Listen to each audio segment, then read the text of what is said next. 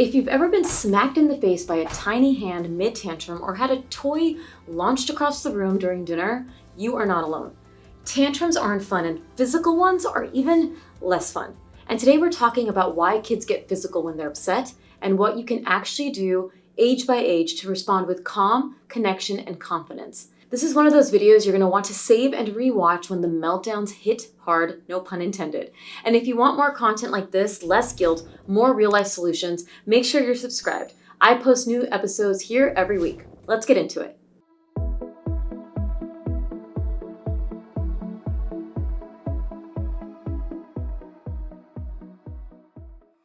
So why do they hit? Why throw? Why does it sometimes feel like your sweet toddler has morphed into a mini WWE wrestler? Here's the thing. Kids don't get physical because they're bad. They get physical because their brains are still wiring for self-control, communication, and emotional regulation.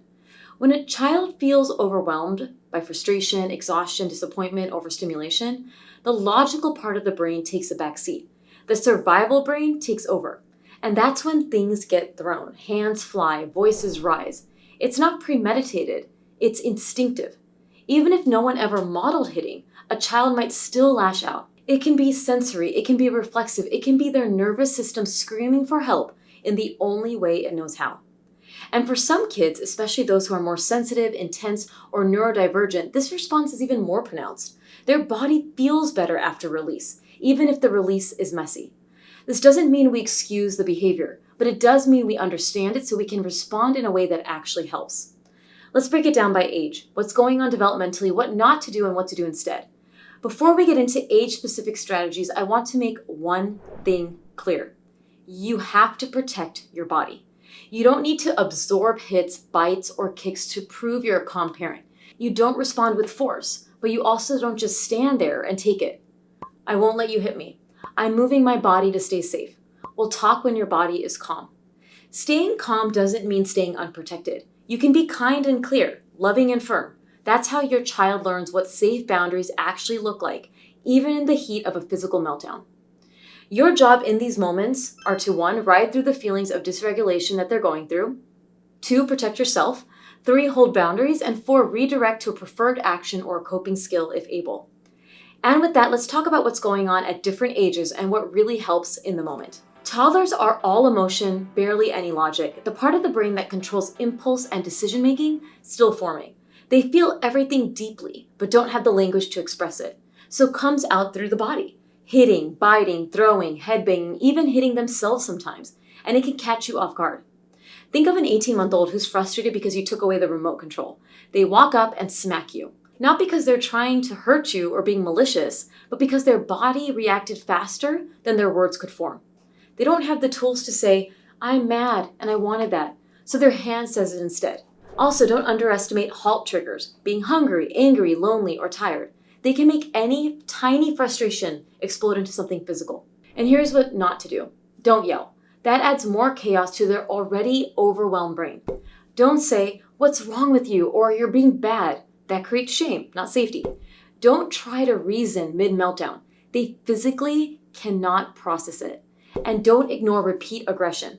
They'll grow out of it. Might delay the help that they actually need. Here's what to do instead. Gently block the hit. I won't let you hit. Stay calm. You are their external regulator. They borrow your calm. Use fewer words and more action, especially with younger toddlers. An 18-month-old isn't going to absorb a mini lecture, but they will copy you. So show them what you want.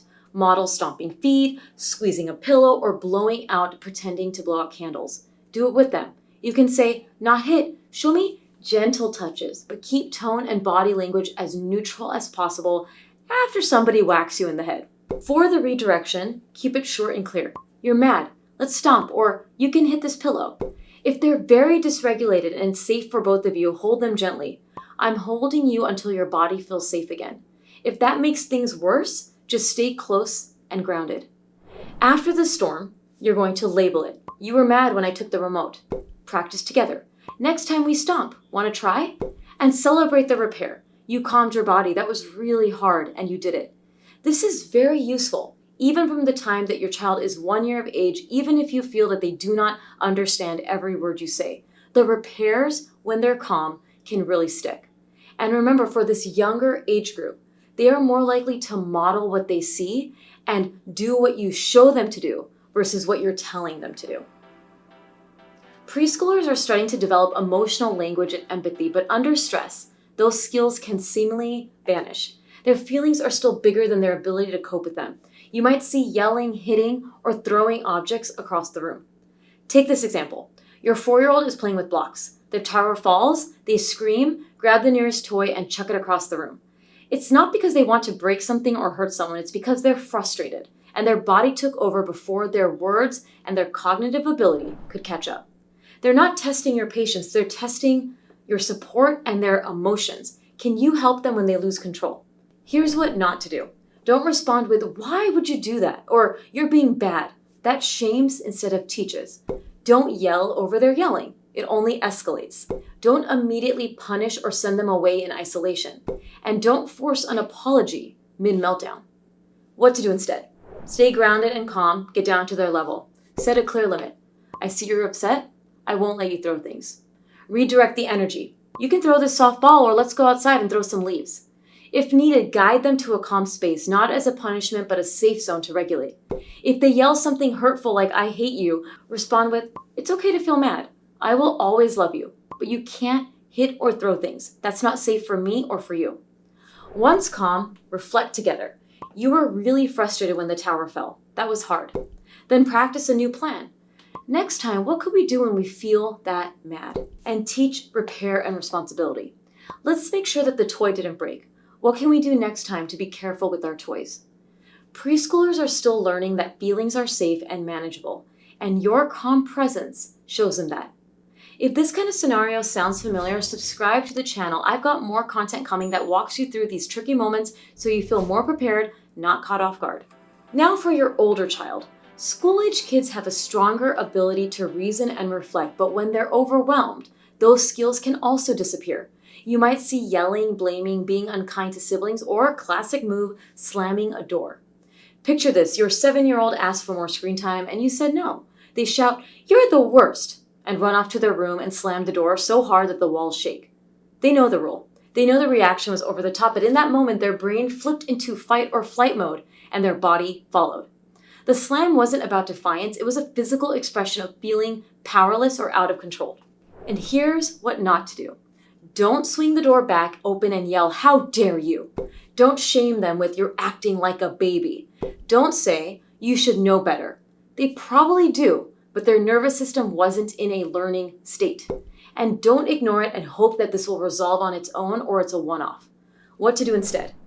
Give it a moment. Let the intensity pass before going in. When things cool slightly, you're going to lead with curiosity. You slam the door and it tells me that you're feeling something really big right now. Do you want to talk right now or do you need space? Set the boundary. It's okay to feel mad, but it's not okay to slam doors. Offer an alternative if you see a moment of entry, meaning coming down from the dysregulation. Hey, when you're upset, you can go to your room and close the door or take space outside. Want to make a cool down plan together. Once they've returned to calm, reflect. What made that moment so hard? Problem solve. I know you're upset, but what can we do next time instead of slamming the door? Make sure you make it known that you are available to talk to, and the way we communicate in the house is through effective communication and not slamming doors and yelling. Let them know you're still learning, and it's my job to help you, not punish you for struggling. What about biting, kicking, or hair pulling? We've talked about hitting, throwing, and slamming doors, but other physical actions like biting, kicking, pinching, or pulling hair follow the same approach.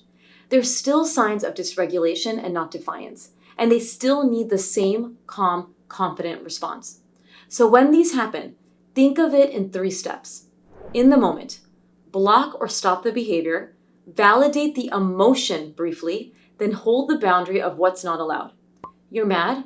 I won't let you bite. You're upset? I can't let you kick. Say it in a neutral, calm tone. You're not scolding, but you're not allowing the undesired behavior either. Number 2, redirect. Give their body something safe to do.